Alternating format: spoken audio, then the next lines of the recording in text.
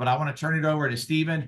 By the way, Steve-O has been just phenomenal for us. He's got millions of dollars of sales. He's not just an amazing salesperson, but he helps out a ton with the event team. I asked Steve-O if he could talk about dropping down and selling more sets and dropping down. Again, I know we get so focused on the ultimate signature and the homemaker set or the complete set, the family set and the basic set, right? But it's okay to drop down. It's okay to get some of that smaller stuff as well. So Steve-O, I'll turn it over to you. Brian. Like John was saying, dropping down can be a really big thing where we do focus on the Siggy and the ultimate, the homemaker. And a lot of times we can just kind of get a little bit lazy whenever it comes to dropping down. And so whenever you drop down properly, like you're going to not only sell more than you would have if you didn't drop down properly, but you're actually going to close more often. Because what I used to do, I used to have a really, really bad habit whenever I was a rep. I would just basically be like, hey, do you want a homemaker? No. Do you want pieces or do you want a galley? No. Okay. Do you want some pieces? And so I missed out on like a lot of sales that were right there in that like $500 to $700 range, and turn those into like $200 to $300 sales. And so if you can find a way to take a few of these orders and make them just like a little bit bigger, or diligently follow the process so that you actually get an order with some of these folks where it might have been a thing that you kind of chickened out instead. So you're going to close better. You're going to close bigger whenever you drop down properly. So I have three kind of main areas that I want to focus on. And number one is just going to be slow down. And so that's going to be the biggest tip that I'm going to give you is when it comes to the close, that needs to be the part where you slow down. And so we like to say on the events team, slow is smooth and smooth is fast. Slow is smooth and smooth is fast. And you can see like the close and like the dropping down, look at it like you're baking a cake. And so there are some parts of the cake baking process that are a lot more hands-on or a lot more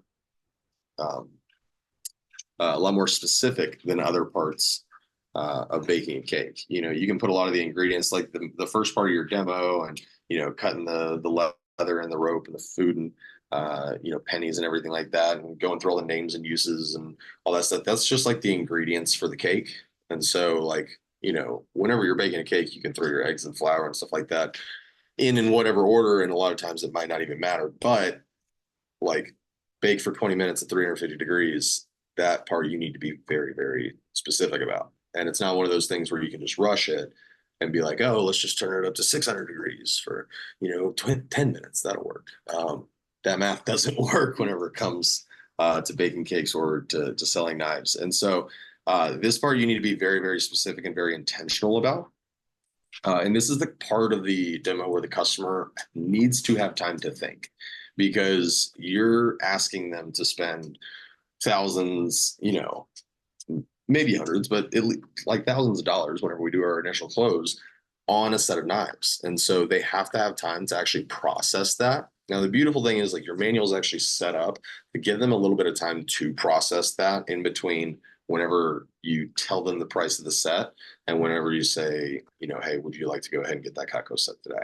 And all that time in there is like built in there specifically so that you guys can give your customer a little bit of time to like process everything and then to just kind of reprocess. That's why we bring in the whole first call special. It just kind of reframes their brain a little bit, but they need time to think. So that section right there, like I would go into your manual and just write a little note at the top of that section that just says slow or slow down.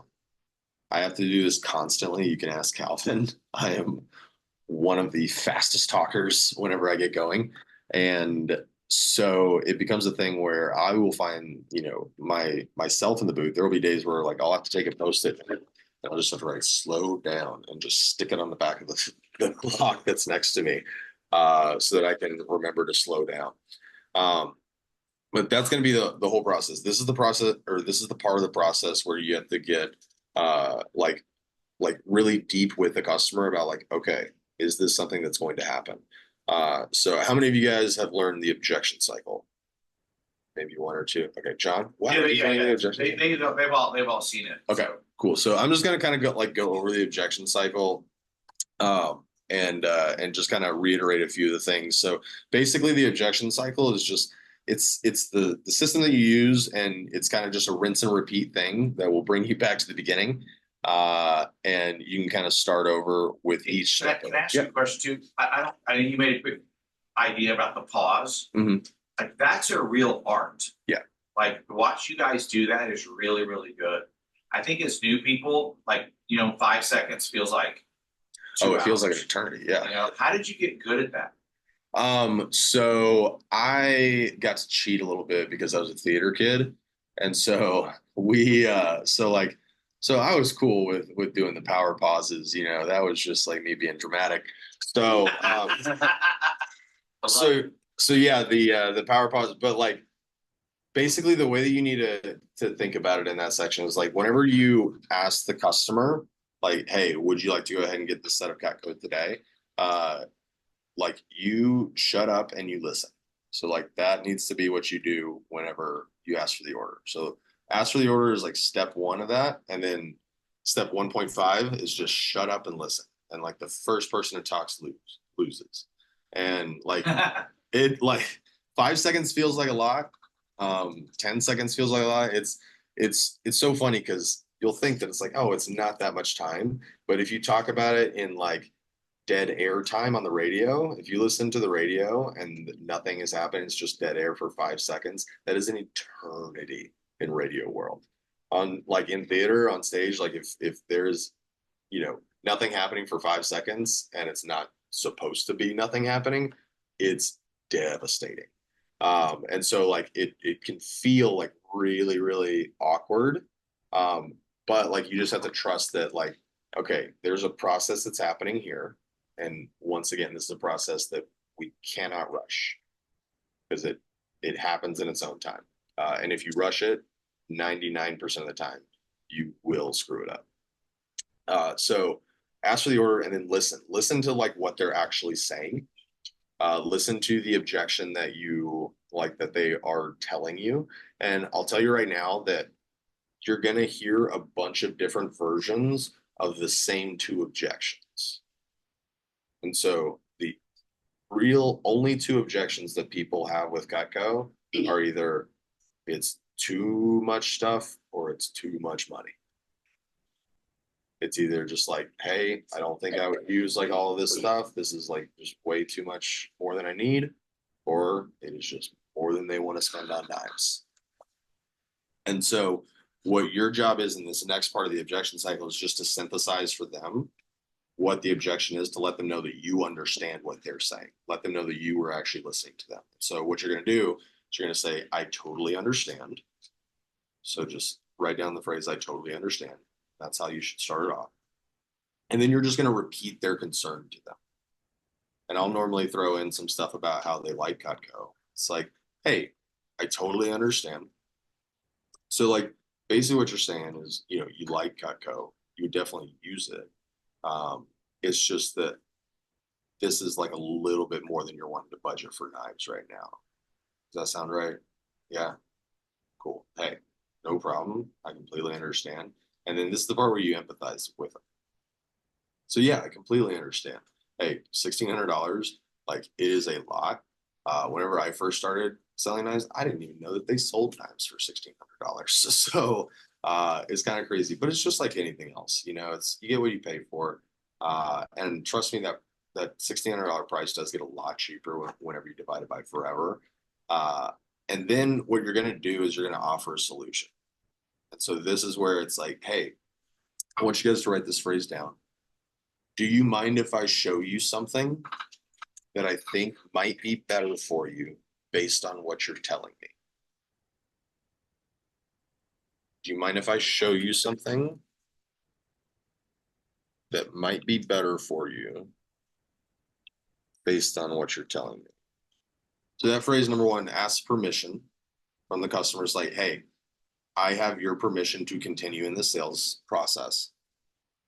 And then it also intrigues them of like, wait a second, there's something better that you haven't showed me yet. Okay, what's that better thing? And then it's based on what you're telling or what they're telling you. So it shows that you're listening to the customer. Um, and then you're going to offer that solution. You know, if you're dropping down, it's like, hey, a lot of people are just like, hey, this is a little bit more than I want to spend on Cutco right now. But, you know, I cook all the time. I want to have like all the right tools. And I know that like, you know, I'm going to have Cutco eventually. So a few good knives would be better than, you know, a whole drawer full of knives that don't work. So we actually have this thing called the Galley set. Galley set's really cool because it was the one that we were named our Consumers Digest Best Buy for. And so it's one that customers really love because it has all the pieces that you're going to be using on pretty much a weekly basis. It just takes out the big butcher knife and the big carving pieces that really only get used at like the holidays and some, you know, summer cookouts and stuff. And then the cool thing is like it's a few less knives, but it takes out the big knives. So it cuts down the price by like quite a bit. It actually brings the price down to just this. And then if you wanted to do it on the easy pay, all you pay today would just be this plus the tax. You know, first call special, I'd still go ahead and buy you that pair of shears since you'd be helping me out towards my goal. What do you think? Do you want to go ahead and do that? And so right there, you're just going to rinse and repeat. So you ask for the order again on the new option, and then you shut up and listen. And then you listen in, and then it just kind of repeats over and over and over again until you find the right option for the customer. And your job really is just to kind of like get curious. And so this is the part where like you really do just have to listen to the customer and get curious about, hey, what is their situation? What is the like what are the things that they like to cook? What are the things that, you know, are going to kind of like hold them up and help? Can you help them reframe that? You know, a lot of people will get caught up and it's like, oh man, well, like I have this coming up and this coming up and this thing. And it's like, okay, yeah, like if that thing was an extra $200, like you're not going to not do it. And so you can help reframe for the customer, but in order to do that, you have to actually like listen to them and figure out what their real concerns are. Because I'm sure you've heard this phrase before, and if you haven't, you'll hear it at pretty much any vector conference. People don't buy because they understand what you're selling. People buy because they feel understood. So they don't buy because they understand what you're selling. They buy because they feel understood.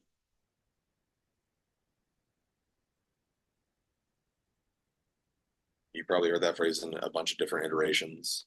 People don't care how much you know until they know how much you care. Same philosophy.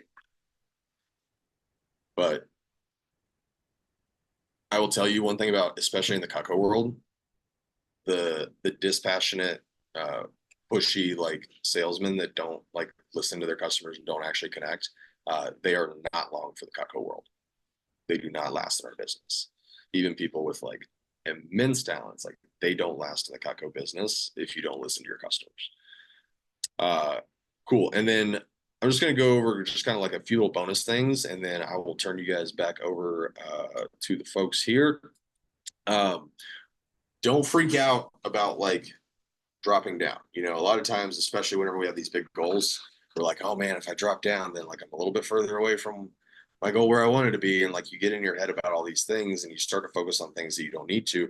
And it's going to screw up the process. So instead, just treat it like the game doesn't actually begin until you get the credit card.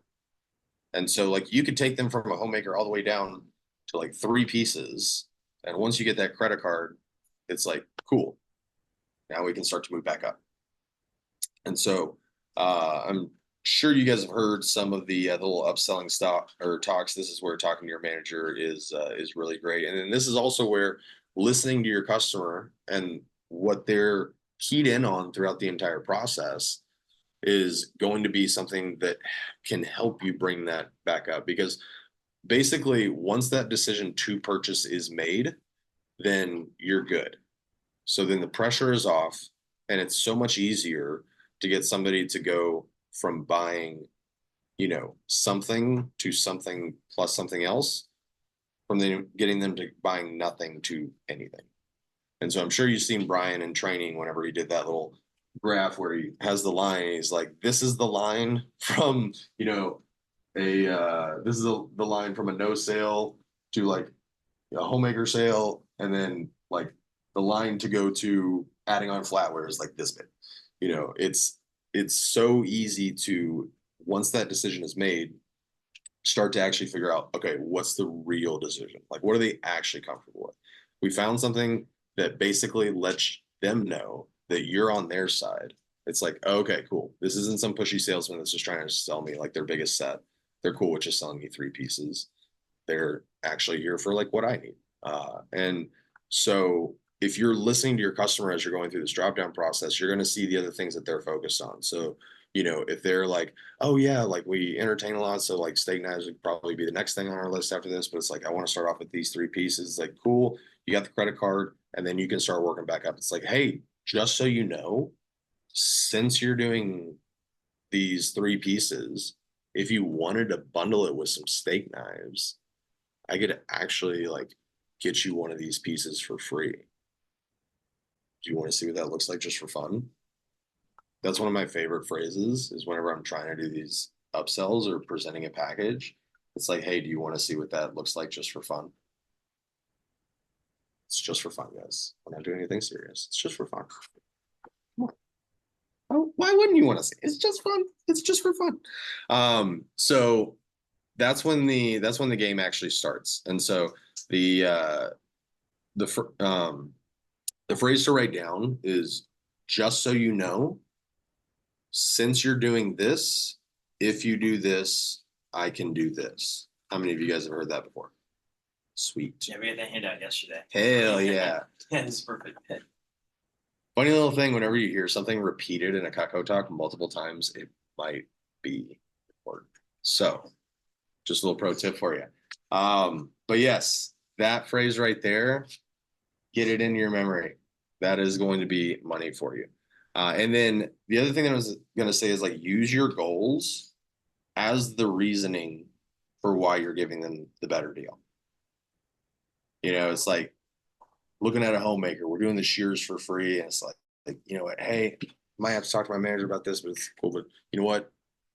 Since I'm trying so hard to hit this goal, and this would like go a big way to knock it out a big chunk, if you do want to go ahead and do this today, since it seems like you want it, you're going to get it eventually. If I can help save you some money on it, I'll go ahead and buy you the can opener that you were wanting, because I know you said like buying can openers every freaking week, it seems like.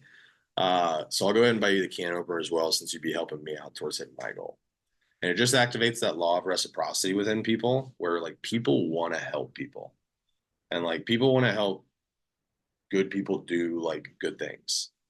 And that's the cool thing, is like, you kids, like, you're way ahead of a lot of your peers. And I'll tell you, like, whenever I was a lot younger, that was one of the things I would run into so many people that were these adults that were just like, oh my gosh, this kid is like doing this. Like, this is like, people want to support whenever you have goals and whenever you're out like working hard. And so if you tie people into that and get it to the point of basically present it as like, this is something that I'm doing for you since you're helping me out. And it just gets you guys on the same team. And so that needs to be your focus. Like, the sales with Cutco is never an adversarial thing. Like, sales can be like pretty cutthroat in a lot of other industries, and it can seem like this thing where you're almost competing against the customer for like, it's like, oh man, like, who's going to win? Am I going to win, or is the customer going to win? It's like, dude, the thing with Cutco is like, whenever a customer gets Cutco, everybody wins. So like, I get money that is going to be gone, before I even know it, but they get knives that are going to last a lifetime. So like, it's never an adversarial thing. You're always on the same team with your customer. And whenever you let them know that, and and approach it from a perspective of like, hey, we're here to figure out like what the best option is for you. And like, my job is just to like make sure that you don't pay as much as you should for Cutco. Because Cutco is expensive. It's worth a lot. And so my goal is to like be the thing that gets you the deal. So we're on the same team.